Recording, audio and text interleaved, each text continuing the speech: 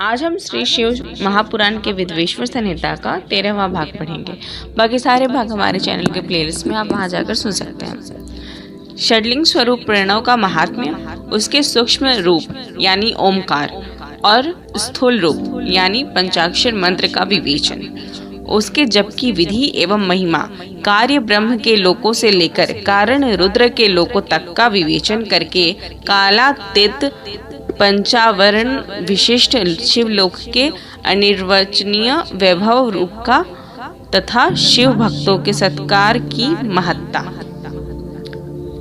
ऋषि बोले, हे प्रभु महामुने, आप हमारे लिए क्रमशः षड्लिंग स्वरूप प्रणव का महात्म्य तथा शिव भक्त के पूजन का प्रकार बताइए। सूत जी ने कहा, महर्षियों, आप लोग तपस्या के धनी हैं। आपके यह बड़ा सुंदर प्रश्न उपस्थित किया है, किंतु इसका ठीक ठीक उत्तर महादेव जी ही जानते हैं, दूसरा कोई नहीं। तथापि भगवान शिव की कृपा से ही मैं इस विषय का वर्णन करूंगा। वे भगवान शिव हमारी और आप लोगों की रक्षा का भारी भार बारंबार स्वयं ही ग्रहण करें। प्र नाम है प्रकृति से उत्पन्न संसार रूपी महासागर का। प्रणव इससे पार करने के लिए दूरी यानी नाव है। इसलिए इस ओमकार को प्रणव की संज्ञा कहते हैं। ओमकार अपने जप करने वाले साधकों से कहता है, प्रपंच न नहीं, वह तुम लोगों के लिए।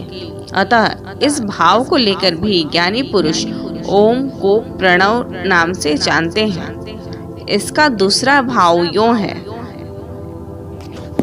प्रकर्षेण न नयेत, वह युष्मान मोक्ष इति वा प्रणवः।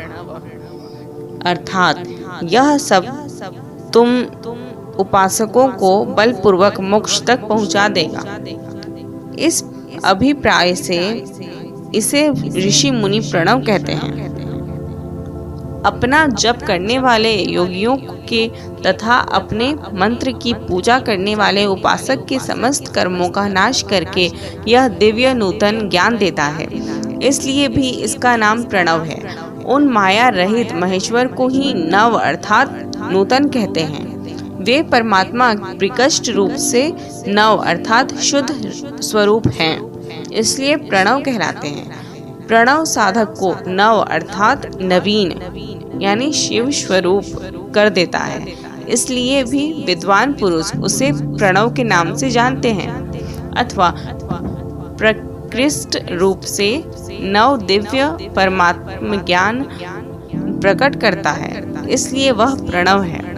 प्रणव के दो भेद बताए गए हैं, स्थूल और सूक्ष्म।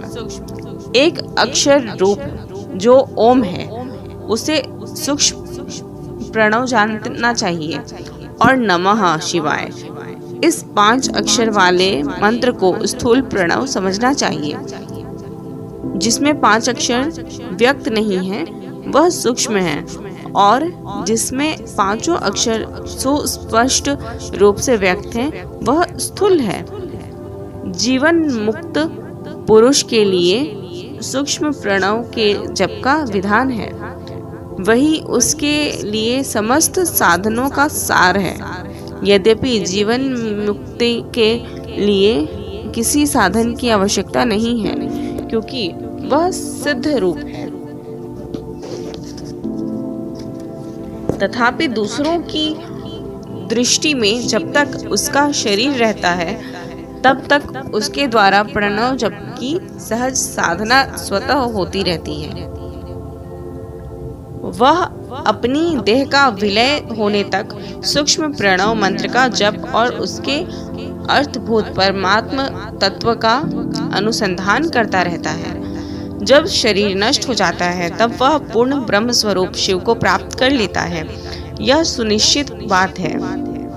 जो अर्थ का अनुसंधान न करके केवल मंत्र का जप करता है उसे निश्चय ही योग की प्राप्ति होती है।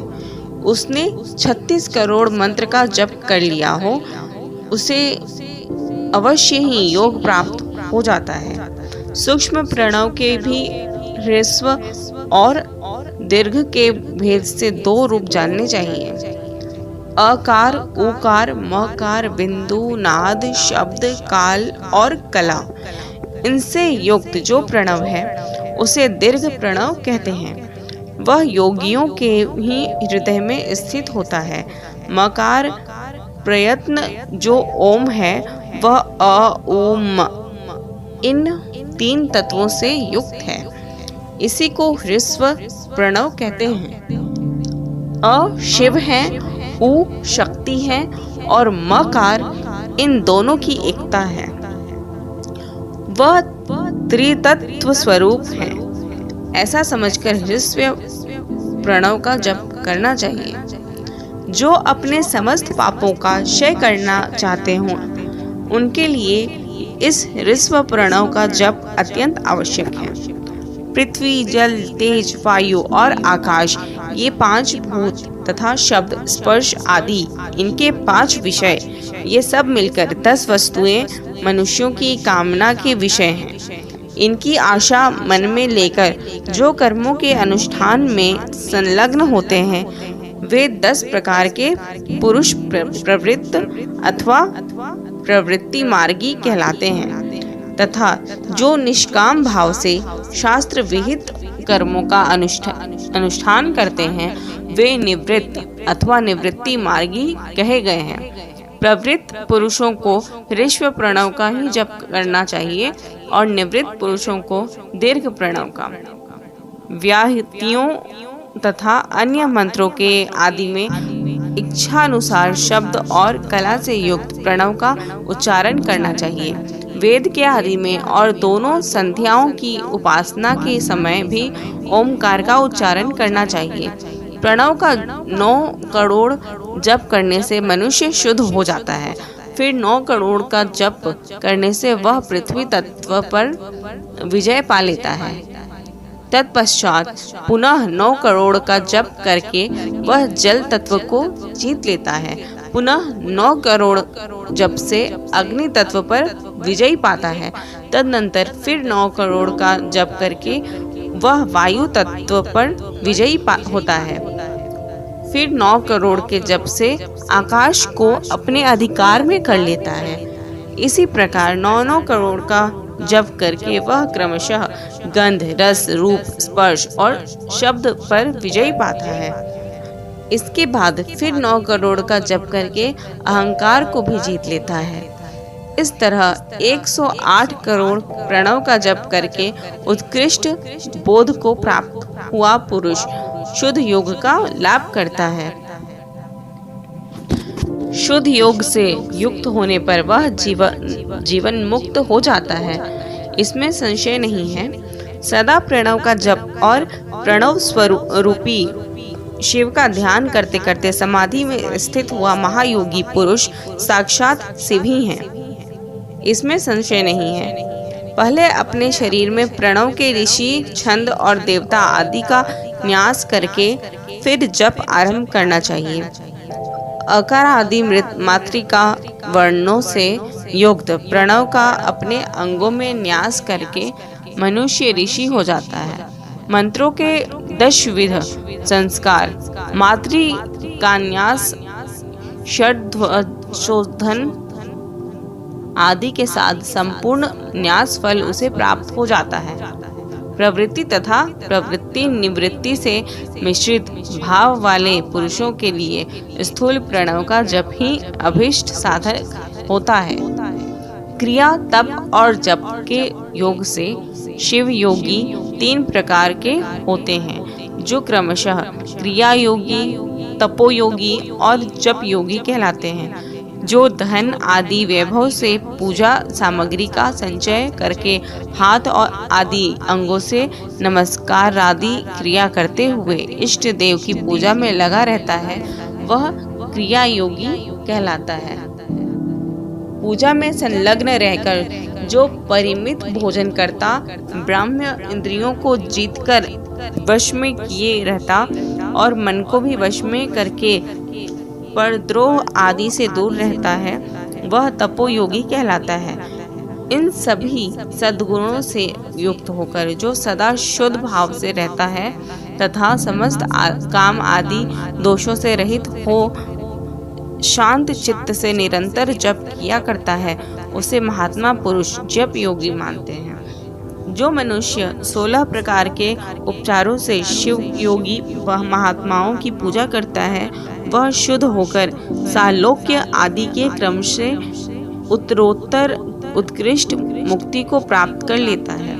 द्विजो, अब मैं जप योग का वर्णन करता हूँ, तुम सब लोग ध्यान देकर सुनो। तपस्या करने वाले के लिए जप का उपदेश किया गया है, क्योंकि वह जप करते करते अपने आप को सर्वथा शुद्ध निष्पाप कर लेता है। ब्राह्मणों, पहले नमः पद हो, उसके बाद चतुर्थी विभक्ति में शिव शब्द हो तो पंच तत्वात्मक नमः शिवाय मंत्र होता है। इसे शिव पंचाक्षर कहते हैं। यह स्थूल प्रणव स्वरूप है। इस पंचाक्षर के जप से ही मनुष्य संपूर्ण सिद्धियों को प्राप्त कर लेता है। पंचाक्षर मंत्र के आदि में ओमकार लगाकर ही सदा उसका जप करना चाहिए। द्विजो, गुरु के मुख से पंचाक्षर मंत्र का उपदेश पाकर जहाँ सुख पूर्वक निवास किया जा सके, ऐसे उत्तम भूमि पर महीने के पूर्व पक्ष यानी शुक्ल पक्ष में प्रतिपदा से आरंभ करके कृष्ण पक्ष की चतुर्थी तक निरंतर जप करता रहे। माघ और भादों के महीने अपना विशिष्ट महत्व रखते हैं। यह समय सब समयों से उत्तमोत्तम माना गया है। साधक को चाहिए कि वह प्रतिदिन एक बार परिमित भोजन करे, मौन रहे, इंद्रियों को वश में रखे, अपने स्वामी एवं माता पिता की नित्य सेवा करे।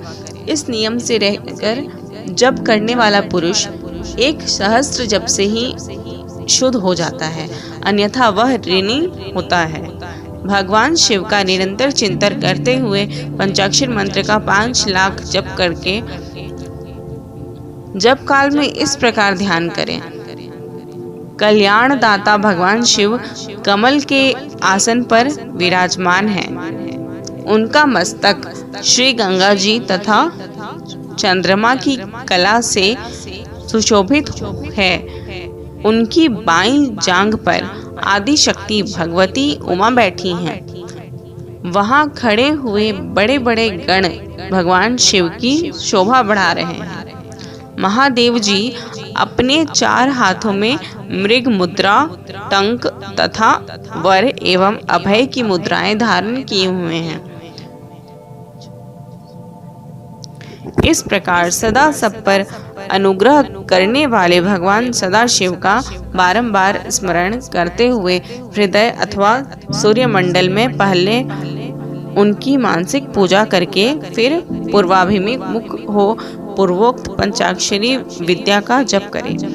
उन दिनों साधक सदा शुद्ध कर्म ही करे और दुष्कर्म से बचा रहे, जबकि समाप्ति के दिन कृष्ण पक्ष की चतुर्दशी को प्रातः काल नित्य कर्म करके शुद्ध और एवं सुंदर स्थान में शौच संतोष आदि नियमों से युक्त हो शुद्ध हृदय से पंचाक्षर मंत्र का 12 सहस्त्र जप करें।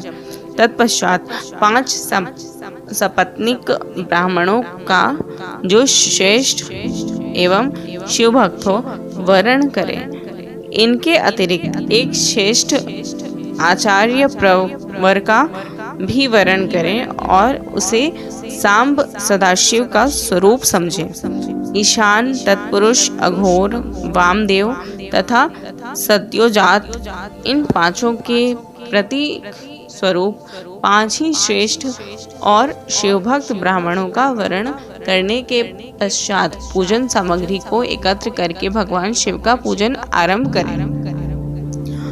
विधि पूर्वक शिव की पूजा संपन्न करके होम आरंभ करें। अपने गृहस्थ सूत्र के अनुसार सुखांत कर्म करके अर्थात परिसमूहन उपलेपन, उल्लेखन, मृद उद्धारण और अभ्युक्षण। इन पंच भू संस्कारों के पश्चात वेदी पर स्वाभिमुख अग्नि को स्थापित करके कुशकंडिका के अनंतर प्रज्वलित अग्नि में आज्य भागांत आहुति देकर प्रस्तुत होम का कार्य आरंभ करें। कपिला गाय के घी से 101 अथवा 1001 आहुतियां स्वयं ही दें, अथवा विद्वान पुरुष शिव भक्त ब्राह्मणों से 108 आहुतियां दिलाएं। होम कर्म समाप्त होने पर गुरु को दक्षिणा के रूप में एक गाय और बैल देने चाहिए। ईशान आदि के प्रतीक रूप जिन 5 ब्राह्मणों का वर्ण किया गया हो उनको ईशान आदि का स्वरूप ही समझें तथा आचार्य को साम सदाशिव का स्वरूप माने। इसी भावना के साथ उन सबके चरण धोएं और उनके चरणोदय से अपने मस्तक को सींचें। ऐसा करने से वह साधक अगणित तीर्थों में तत्काल स्नान करने का फल प्राप्त कर लेता है। उन ब्राह्मणों को भक्ति पूर्वक दशांश अन्न देना चाहिए। गुरु पत्नी को पराशक्ति मानकर उनका भी पूजन करें। ईशान आदि क्रम से उन सभी ब्राह्मणों का उत्तम अन्न से पूजन करके अपने वैभव विस्तार के अनुसार रुद्राक्ष, वस्त्र, बड़ा और पूजा आदि अर्पित करें। तदनंतर दिक्पाल आदि को बलि देकर ब्राह्मणों को भरपूर भोजन कराएं। इसके बाद देवेश्वर शिव से प्रार्थना करके अपना जप समाप्त करें। इस प्रकार पुरस्चरण करके मनुष्य उस मंत्र को सिद्ध कर लेता है। फिर 5 लाख जप करने से समस्त पापों का नाश हो जाता है। तदनंतर पुनः 5 लाख जप करने पर अतल से लेकर सत्यलोक तक 14 भुवनों पर क्रमशः अधिकार प्राप्त हो जाता है। यदि अनुष्ठान पूर्ण होने के पहले बीच में ही साधक की मृत्यु हो जाए तो वह परलोक में उत्तम भोग भोगने के पश्चात पुनः पृथ्वी पर जन्म लेकर पंचाक्षर मंत्र के जप का अनुष्ठान करता है। समस्त लोकों का ऐश्वर्य पाने के पश्चात वह मंत्र को सिद्ध करने वाला पुरुष यदि पुनः 5 लाख जप करे तो उसे ब्रह्मा जी का सामीप्य प्राप्त होता है। पुनः 5 लाख जप करने से सारूप्य नामक ऐश्वर्य प्राप्त होता है। 100 लाख जप करने से वह साक्षात ब्रह्मा के समान हो जाता है। इस तरह कार्य ब्रह्म हिरण्यगर्भ का सायुज्य प्राप्त करके वह उस ब्रह्मा का प्रलय होने तक उस लोक में यथेष्ट भोग भोगता है। फिर दूसरे कल्प का आरंभ होने पर वह ब्रह्मा जी का पुत्र होता है। उस समय फिर तपस्या करके दिव्य तेज से प्रकाशित हो वह क्रमशः मुक्त हो जाता है। पृथ्वी आदि कार्य स्वरूप भूतों द्वारा पाताल से लेकर सत्यलोक पर्यंत ब्रह्मा जी के 14 लोक क्रमशः निर्मित हुए हैं। सत्यलोक से ऊपर क्षमा लोक तक जो 14 भुवन हैं वे भगवान विष्णु के लोक हैं। क्षमा लोक से ऊपर शुचिलोक पर्यंत 28 भुवन स्थित हैं। शुचिलोक के अंतर्गत कैलाश में प्राणियों का संहार करने वाले रुद्रदेव विराजमान हैं। शुचिलोक के से ऊपर अहिंसा लोक पर्यंत 56 भुवनों की स्थिति है। अहिंसा लोक का आश्रय लेकर जो ज्ञान कैलाश नामक नगर शोभा पाता है उसमें कार्यभूत महेश्वर सबको अदृश्य करके रहते हैं। अहिंसा लोक के अंत में काल चक्र की स्थिति है। यहाँ तक महेश्वर के विराट स्वरूप का वर्णन किया गया है। वहीं तक लोकों का तिरोधान अथवा लय होता है, उससे नीचे कर्मों का भोग है और उससे ऊपर ज्ञान का भोग। उसके नीचे कर्म माया है और उसके ऊपर ज्ञान माया। अब मैं कर्म माया और ज्ञान माया का तात्पर्य बता रहा हूँ। माँ का अर्थ है लक्ष्मी। उससे कर्म भोग याद प्राप्त होता है, इसलिए वह माया अथवा कर्म माया कहलाती है। इसी तरह माँ अर्थात लक्ष्मी से ज्ञान भोग याद अर्थात प्राप्त होता है, इसलिए उसे माया या ज्ञान माया कहते हैं। उपर्युक्त सीमा से नीचे नश्वर भोग है और ऊपर नित्य भोग। उससे नीचे ही तिरोधान अथवा लय है, ऊपर नहीं। वहां से नीचे ही कर्ममय पाशों द्वारा बंधन होता है, ऊपर बंधन का सदा अभाव है। उससे नीचे ही जीव सकाम कर्मों का अनुसरण करते हुए विभिन्न लोकों और योनियों में चक्कर काटते हैं। उससे ऊपर के लोकों में निष्काम कर्म का ही भोग बताया गया है। बिंदु पूजा में तत्पर रहने वाले उपासक वहां से नीचे के लोकों में ही घूमते हैं। उसके ऊपर तो निष्काम भाव से शिवलिंग की पूजा करने वाले उपासक ही जाते हैं। जो एकमात्र शिव की ही उपासना में तत्पर है, वे उससे ऊपर के लोकों में जाते हैं। वहां से नीचे जीव कोटि है और ऊपर ईश्वर कोटि। नीचे संसारी जीव रहते हैं और ऊपर मुक्त पुरुष। नीचे कर्म लोक है और ऊपर ज्ञान लोक। ऊपर मद और अहंकार का नाश करने वाली नम्रता है। वहाँ जन्म जनित तिरोधान नहीं है। उसका निवारण किए बिना वहाँ किसी का प्रवेश संभव नहीं है। इस प्रकार तिरोधान के निवारण करने से वहाँ ज्ञान शब्द का अर्थ ही प्रकाशित होता है।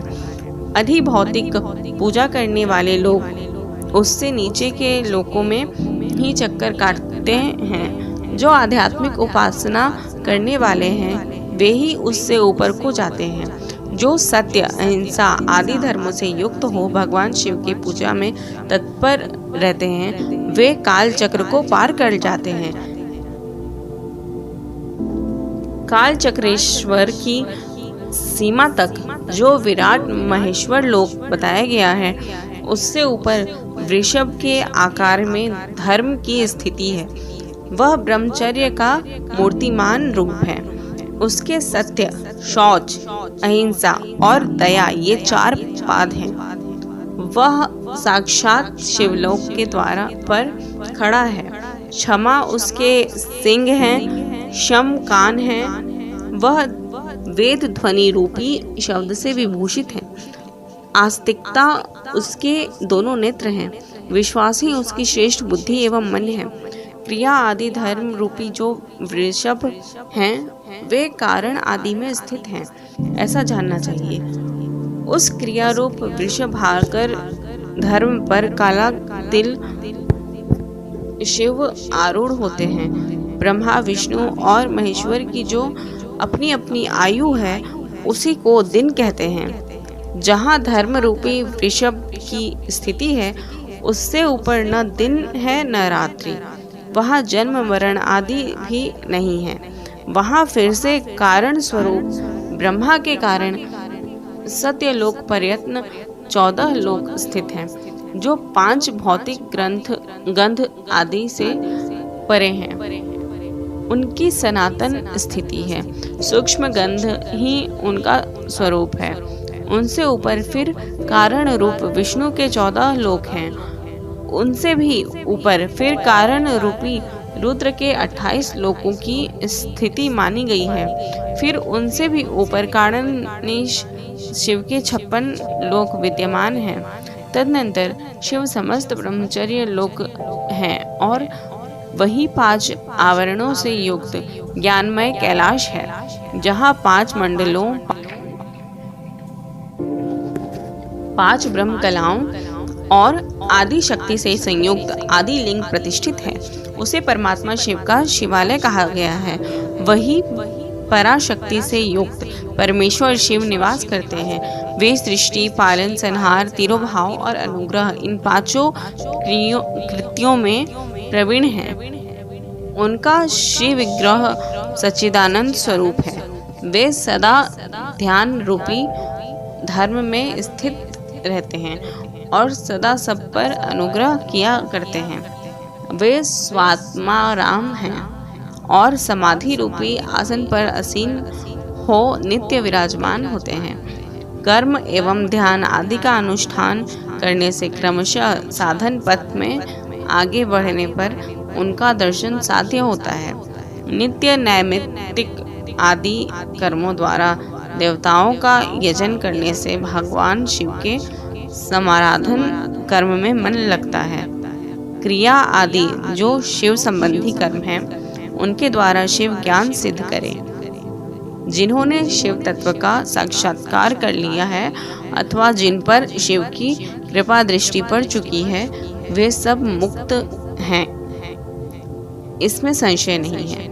आत्मस्वरूप से जो स्थिति है वह मुक्ति है। एकमात्र अपने आत्मा में रमण या आनंद का अनुभव करना ही मुक्ति का स्वरूप है। जो पुरुष क्रिया, तप, जप, ज्ञान और ध्यान रूपी धर्मों में भली भांति स्थित है, वह शिव का साक्षात्कार करके स्वात्मारात्मक रूप मोक्ष को भी प्राप्त कर लेता है। जैसे सूर्यदेव अपने किरणों से अशुद्धि को दूर कर देते हैं, उसी प्रकार कृपा करने में कुशल भगवान शिव अपने भक्त के अज्ञान को मिटा देते हैं। अज्ञान की निवृत्ति हो जाने पर शिव ज्ञान स्वतः प्रकट हो जाता है। शिव ज्ञान से अपना विशुद्ध स्वरूप आत्मारामत्व प्राप्त होता है और आत्मारामत्व की सम्यक सिद्धि हो जाने पर मनुष्य कृत्य हो जाता है। इस तरह जहाँ जो कुछ बताया गया है वह पहले मुझे गुरु परंपरा से प्राप्त हुआ है। तत्पश्चात मैंने पुनः नंदीश्वर के मुख से इस विषय को सुना था। नंदी स्थान से परे जो स्वंसम वेद शिव भैरव हैं, उसका अनुभव केवल भगवान शिव को ही है। साक्षात शिवलोक के उस वैभव का ज्ञान सबको शिव की कृपा से ही हो सकता है, अन्यथा नहीं, ऐसा आस्तिक पुरुषों का कथन है। साधक को चाहिए कि वह 5 लाख जप करने के पश्चात भगवान शिव की प्रसन्नता के लिए महाअभिषेक एवं निवेदन करके शिव भक्तों का पूजन करें। भक्त की पूजा से भगवान शिव बहुत प्रसन्न होते हैं। शिव और उनके भक्त में कोई भेद नहीं है, वह साक्षात शिव स्वरूप ही हैं। शिव स्वरूप मंत्र को धारण करके वह शिव ही हो गया है। शिव भक्त का शरीर स्वरूप शिव रूप ही है, अतः उसकी सेवा में तत्पर रहना चाहिए। जो शिव के भक्त हैं वे लोक और वेद की सारी क्रियाओं को जानते हैं। जो क्रमशः जितना जितना शिव मंत्र का जप कर लेता है, उसके शरीर को उतना शिव का सामीप्य प्राप्त होता है, इसमें संशय नहीं है। शिव भक्त स्त्री का रूप देवी पार्वती का ही स्वरूप है। वह जितना मंत्र जपती हैं, उसे उतना ही देवी का सानिध्य प्राप्त होता है। साधक स्वयं शिव स्वरूप होकर पराशक्ति का पूजन करें। शक्ति वीर तथा लिंग का चित्र बनाकर अथवा मिट्टी आदि से इनकी आकृतियां निर्माण करके प्राण प्रतिष्ठा पूर्वक निष्कपट भाव से इनका पूजन करें। शिवलिंग को शिव मानकर अपने को शक्ति रूप समझकर, शक्ति लिंग को देवी मानकर और अपने को शिव रूप समझकर, शिवलिंग को नाद रूप तथा शक्ति को बिंदु रूप मानकर परस्पर सटे हुए शक्ति लिंग और शिवलिंग के प्रति उपाराधन और प्रधान की भावना रखते हुए जो शिव और शक्ति का पूजन करता है, वह मूल रूप की भावना करने के कारण शिव रूप ही है। शिव भक्त शिव मंत्र रूप होने के कारण शिव के ही स्वरूप है। जो 16 उपचारों से उनकी पूजा करता है उसे अभीष्ट वस्तु की प्राप्ति होती है। जो शिवलिंगोपासक शिव भक्त की सेवा आदि करके उसे आनंद प्रदान करता है, उस विद्वान पर भगवान शिव बड़े प्रसन्न होते हैं। 5, 10 या 100 सपत्नीक शिव भक्तों को बुलाकर भोजन आदि के द्वारा पत्नी सहित उनका सदैव समादर करें। धन में, देह में और मंत्र में शिव भावना रखते हुए उन्हें शिव और शक्ति का स्वरूप जानकर निष्कपट भाव से उनकी पूजा करें। ऐसा करने वाला पुरुष इस भूतल पर फिर जन्म नहीं लेता। तो यहाँ पे हमारा 13वां अध्याय समाप्त होता है। धन्यवाद।